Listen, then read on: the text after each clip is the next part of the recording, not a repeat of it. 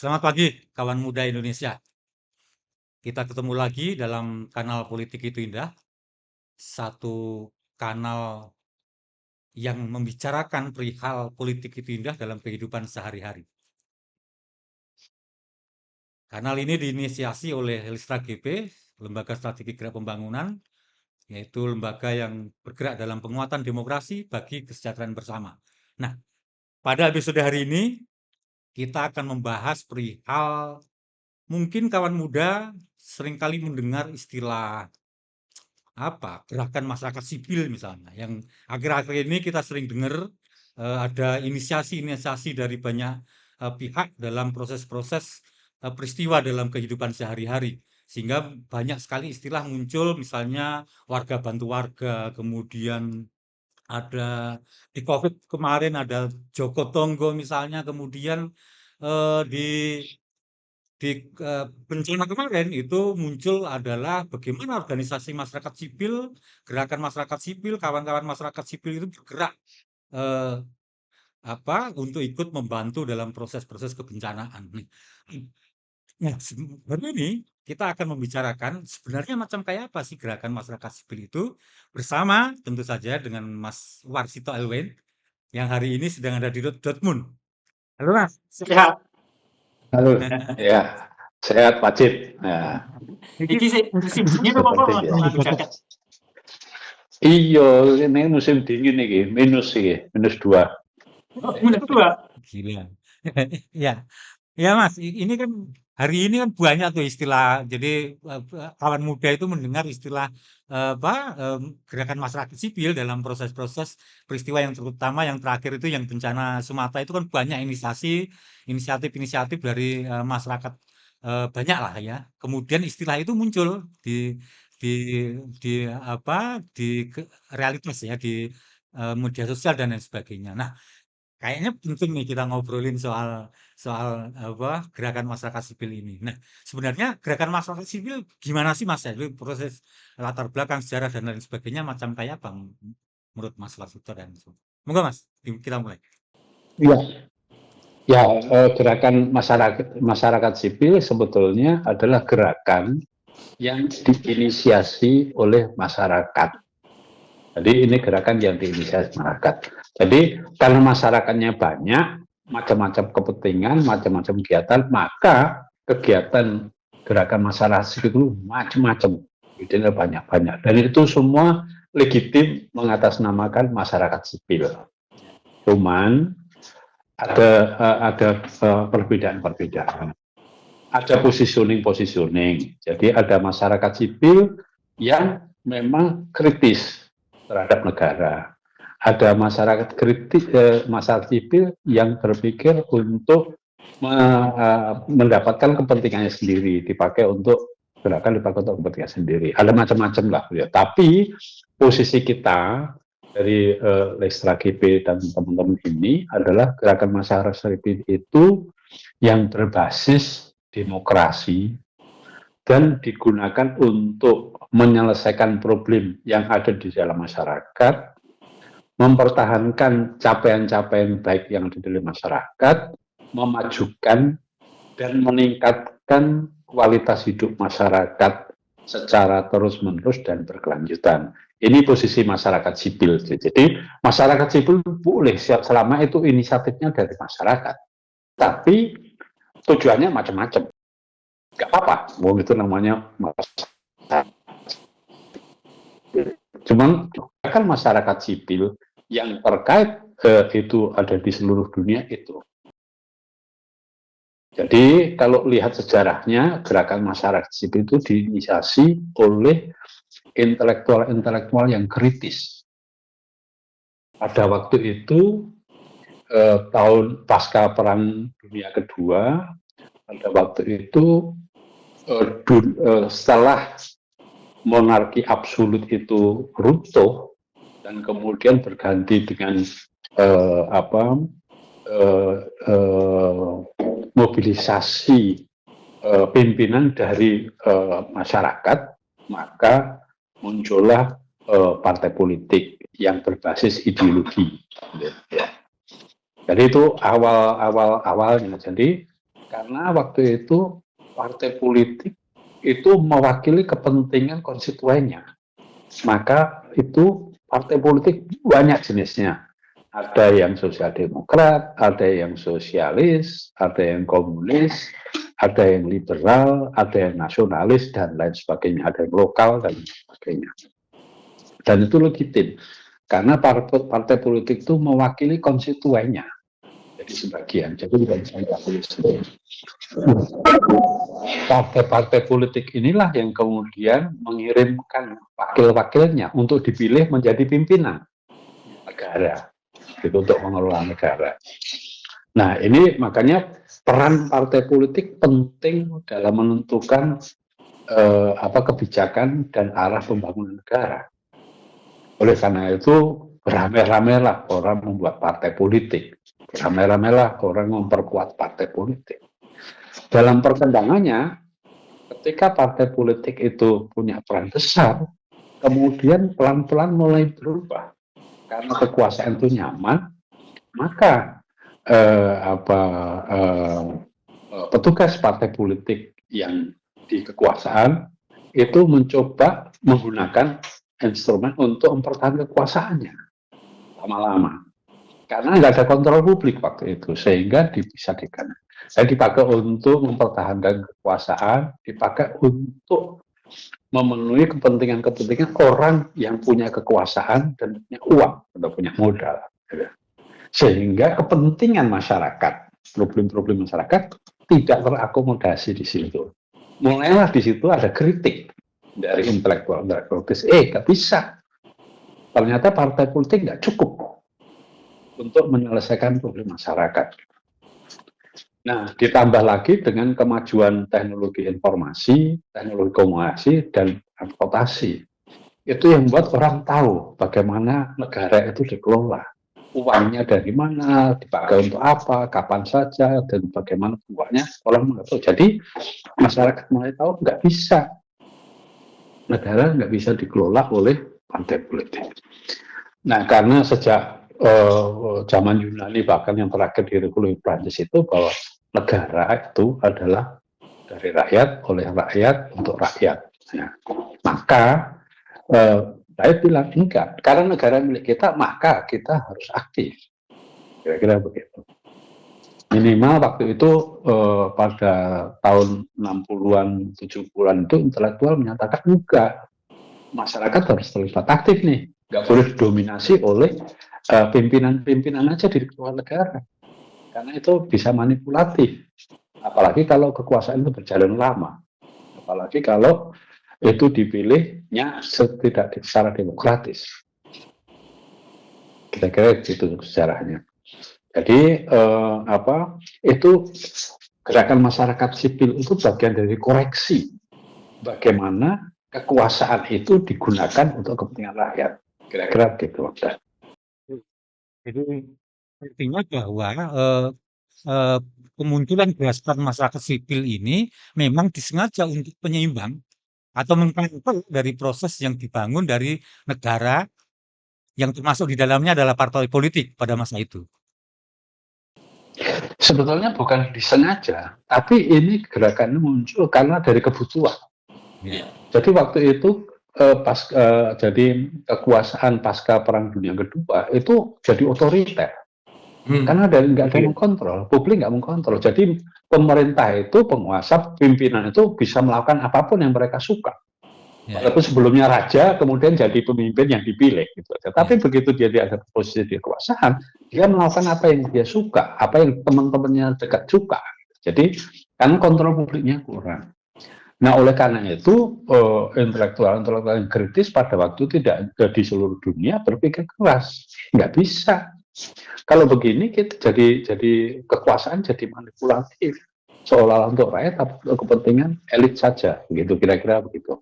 Nah, oleh karena itu didoronglah pikiran-pikiran enggak harus didorong munculnya inisiatif, maka keterlibatan warga untuk ikut menentukan kekuasaan. Jadi kekuasaan dipilih tapi dikontrol. Nah, kontrol di dalam sistem itu dipilah. Jadi eksekutif itu harus di bawah hukum. Oleh karena itu ada pemilihan mulai ada legislatif, eksekutif, dan yudikatif. Jadi kekuasaan itu dia dikontrol. Yudikatif itu mengkontrol kekuasaan dari eksekutif. Jadi undang-undang dia harus menjalankan undang-undang, harus ada undang-undang yang dijalankan sesuai itu. Undang-undang itu mewakili kepentingan masyarakat, kira-kira begitu. Nah itu awalnya, sehingga itu muncul. Nah di luar itu adanya kontrol publik. Kontrol publik itu melalui apa? Ya melalui media massa, melalui perguruan tinggi, melalui kebebasan berbicara, kebebasan berorganisasi segala macam itu, sehingga ada kontrol terhadap kekuasaan untuk kepentingan rakyat, kira-kira begitu. Kalau di Indonesia, Mas, misalnya bagaimana sih masyarakat Indonesia itu mulai mengenal apa istilah gerakan masyarakat sipil ini? Apa dari proses itu? Ya sebetulnya gerakan masyarakat sipil itu awal-awalnya sebetulnya dari gerakan tahun 60-an, 70-an, kemudian di Amerika Latin itu juga mulai gerakan di tahun awal 80-an itu banyak inisiatif. Dan inisiatif warga untuk menyelesaikan problem mereka, untuk memajukan mereka, untuk mencari keadilan, untuk melestarikan alam itu ternyata efektif.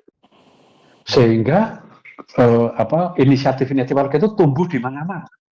Macamnya banyak sekali di mana-mana karena itu efektif untuk memperjuangkan masyarakat daripada melalui partai politik, daripada melalui birokrasi. Itu lebih efektif sehingga itu punya ini yang bagus dan berbasis pada prinsip-prinsip demokrasi. Nah, di Indonesia sendiri sama.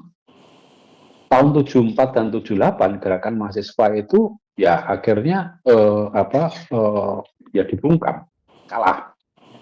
Akhirnya pada waktu itu kemudian setelah di banyak negara itu ada inisiatif-inisiatif, maka sama di Indonesia mahasiswa turun ke bawah. Tentu saja didukung oleh senior-senior kritis ya, intelektual kritis waktu itu mendukung bahwa aktivis mahasiswa turun ke bawah bersama masyarakat, mendorong masyarakat untuk mengambil inisiatif, bersama masyarakat mengambil inisiatif untuk menyelesaikan problem mereka, mempertahankan hak-hak mereka dan lain sebagainya, sehingga gerakan masyarakat sipil itu tumbuh. Karena itu banyak kasus waktu itu. Saya masih ingat persis tahun 80-an itu banyak pembangunan infrastruktur yang kemudian mengabaikan hak-hak rakyat masyarakat. Tanahnya diambil dengan ganti yang murah, upah buruh murah, diperlakukan semena-mena, kondisi petani yang tidak bagus, tidak berdaya dan sebagainya. Nah inilah masyarakat sipil yang inisiatif warga itu memperjuangkan hak mereka dan kemajuan mereka. Ya, makanya bertumbuh dengan sekali. Sampai pada situasi ketika demokrasi mulai terbuka di reformasi itu ya, Mas ya? Ya, akhirnya kan muaranya ke sana. Ya. Jadi gerakan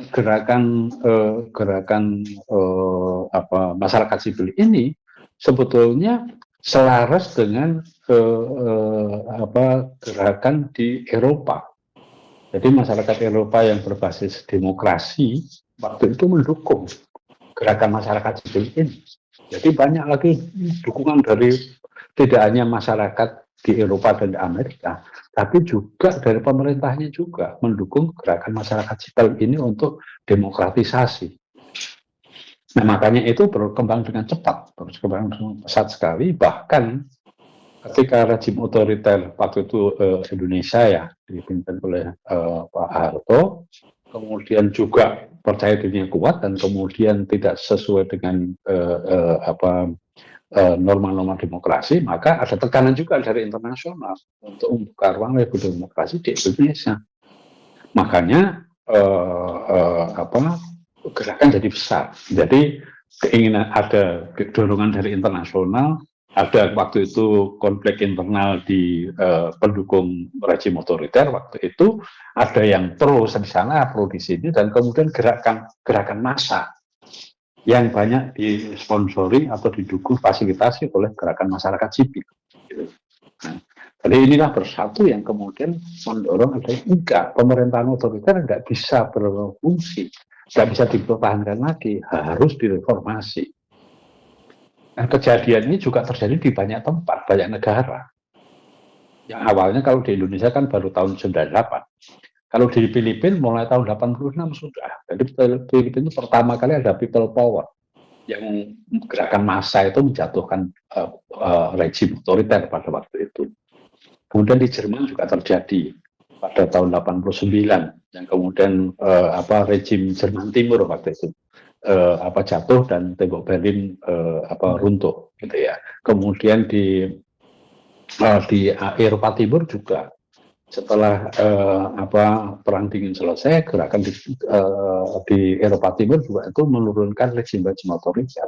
Terus kemudian setelah Indonesia, Thailand dan Vietnam dan sebagainya, kemudian ke Timur Tengah juga banyak negara-negara yang menuntut rejim diktator atau otoriter harus turun digantikan rejim yang lebih demokrasi, itu keinginan warga. Jadi ini apa yang terjadi di Indonesia itu bagian dari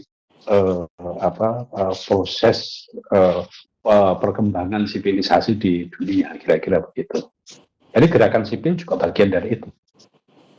Ya, artinya bahwa dari proses-proses yang ada hal yang kuat dalam proses gerakan masyarakat sipil ini.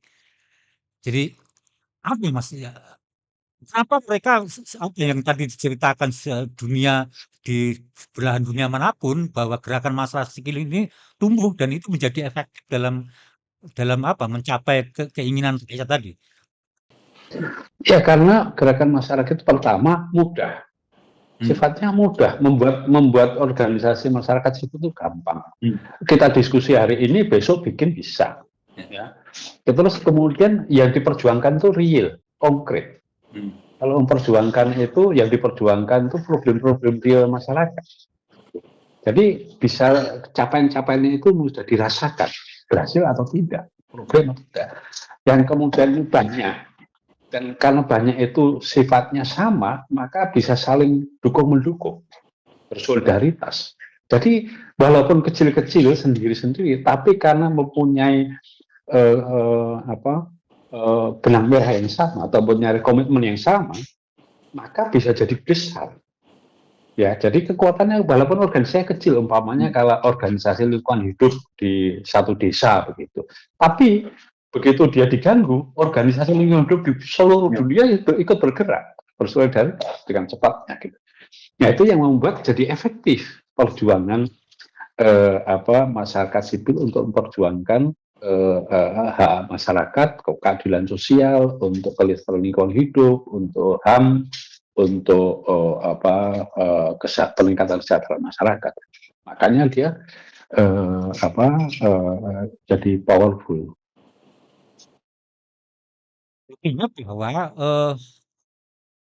gerakan masyarakat sipil ini karena inisiasi dari mereka sendiri, sehingga kalau di negara itu kan memiliki prosedur dan lain sebagainya semacam kayak gitu. Nah, proses perkembangan hari ini misalnya kayak setelah 9 reformasi lah yang saya ingat ya, setelah reformasi itu banyak tumbuh Mas.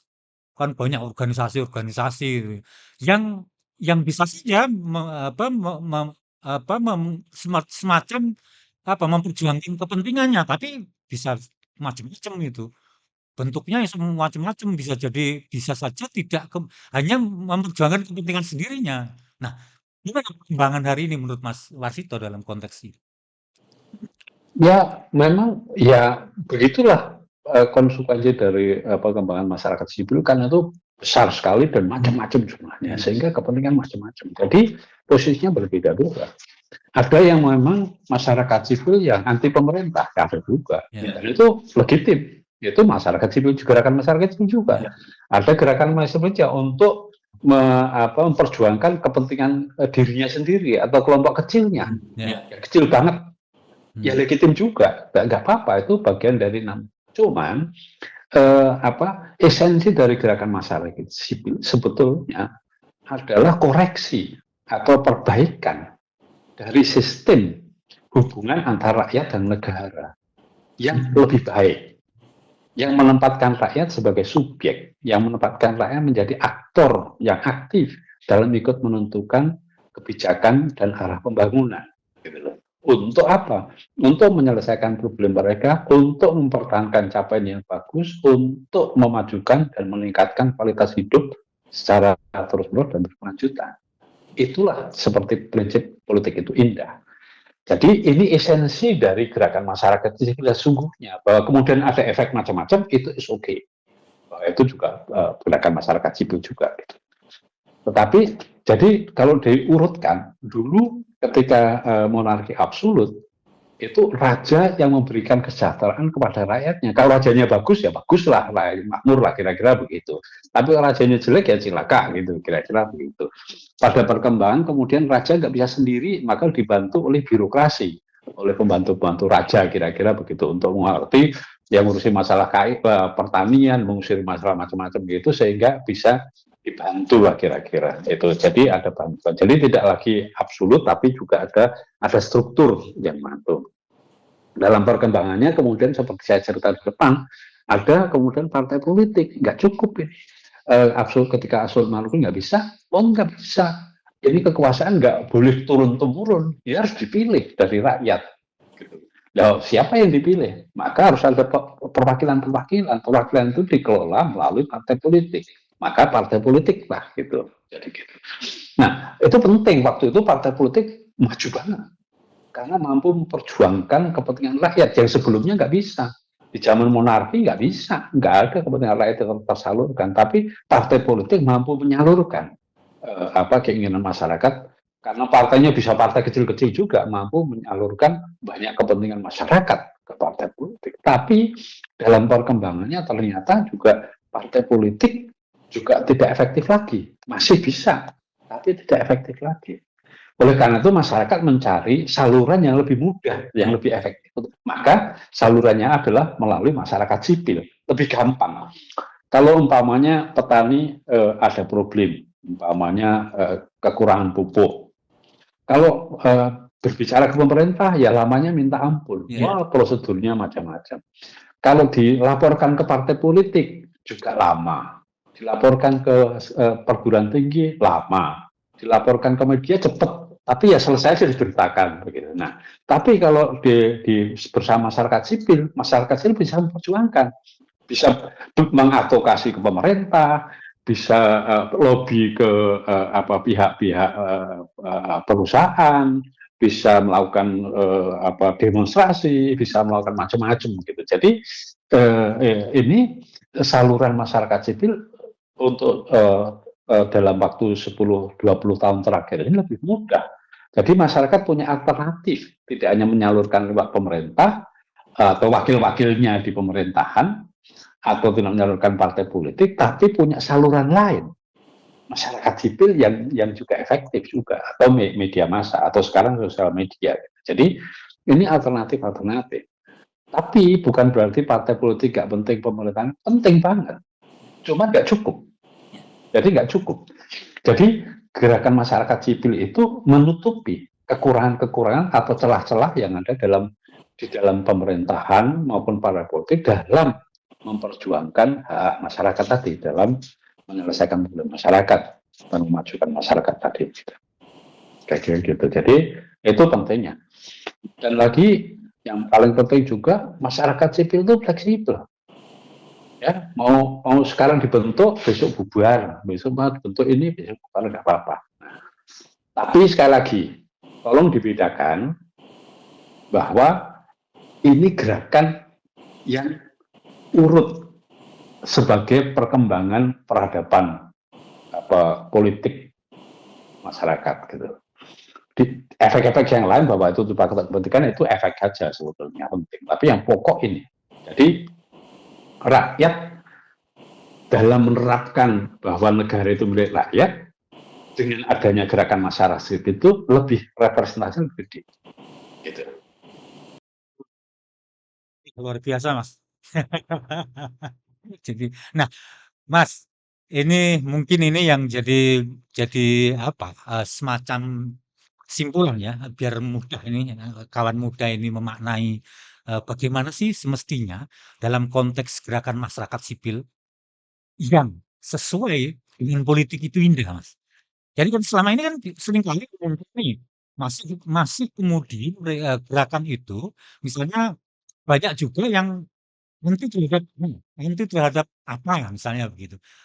Jadi, nah, apa semestinya menurut Mas Warsito dalam konteks politik itu indah, ke depan ini gerakan masyarakat sipil yang hadir dari inisiatif warga ini harus macam kayak apa, Mas?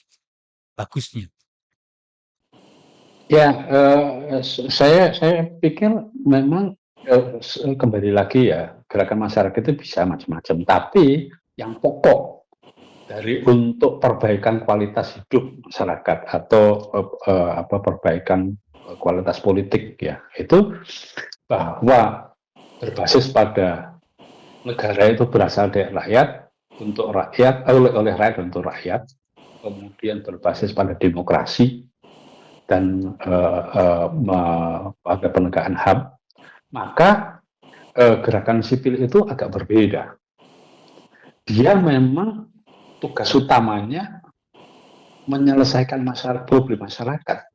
Problem masyarakat itu macam-macam. Di Indonesia itu macam-macam problem. Ada problem ekonomi, ada problem kesehatan, ada problem lingkungan. Kesehatan pun macam-macam, kesehatannya macam-macam gitu. Nah, gerakan masyarakat sipil itu karena macam-macam, itulah masuk pada koridor itu.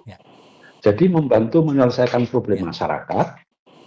Kemudian gerakan masyarakat itu juga mampu mempertahankan capaian-capaian bagus masyarakat, kemudian juga memajukan dan meningkatkan kualitas hidup masyarakat secara. Jadi prinsip politik itu indah itu harus masuk di situ.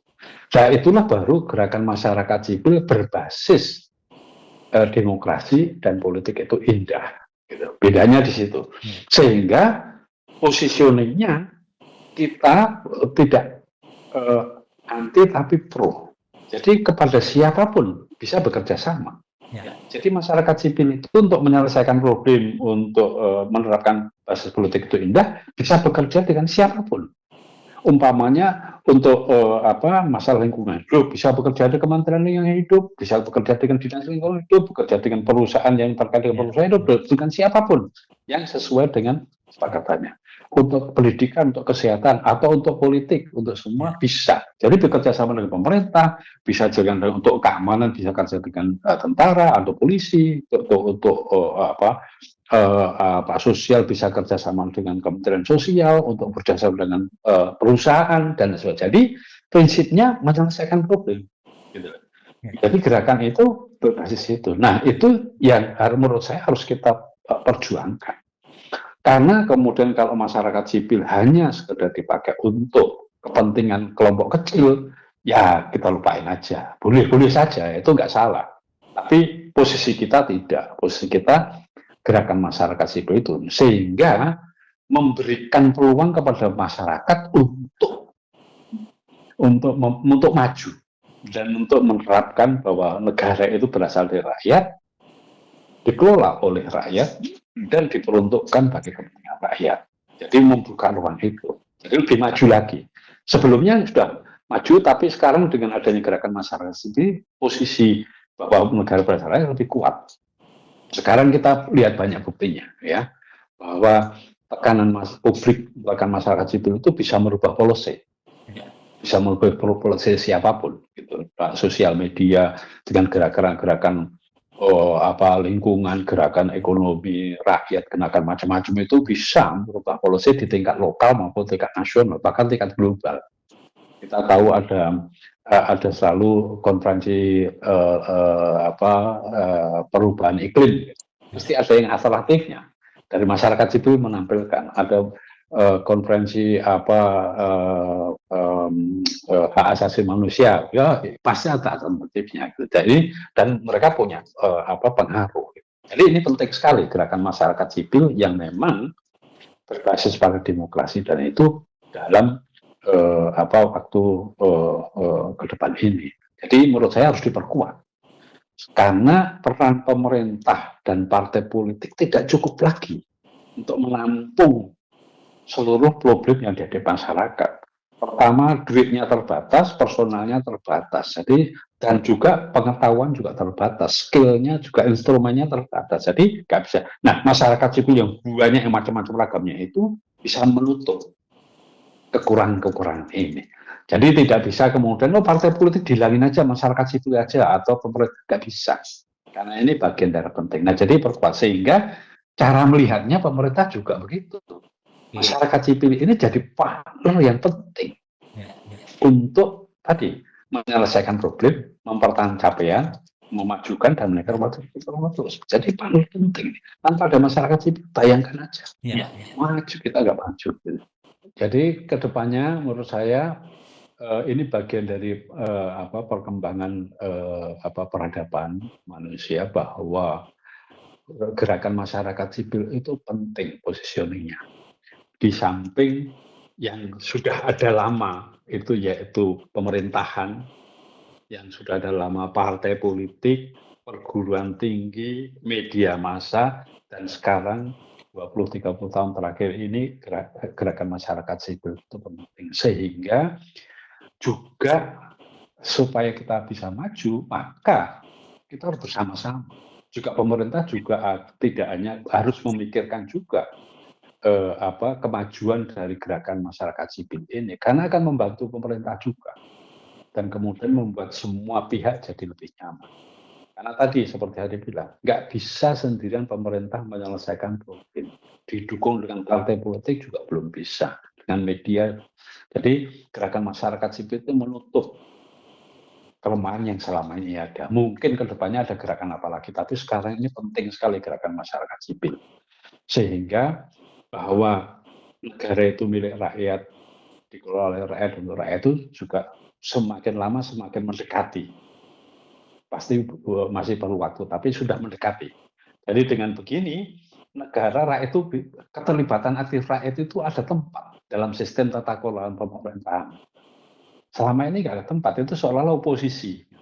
Seolah-olah ini masyarakat gerakan masyarakat sipil sendiri, pemerintah sendiri, ini tentara sendiri, polisi enggak, ini jadi satu kesatuan. Yang penting kalau kita mau maju, kecuali kita agak mau maju. Ya. Kalau maju harus begitu, sehingga masyarakatnya itu bisa diajak.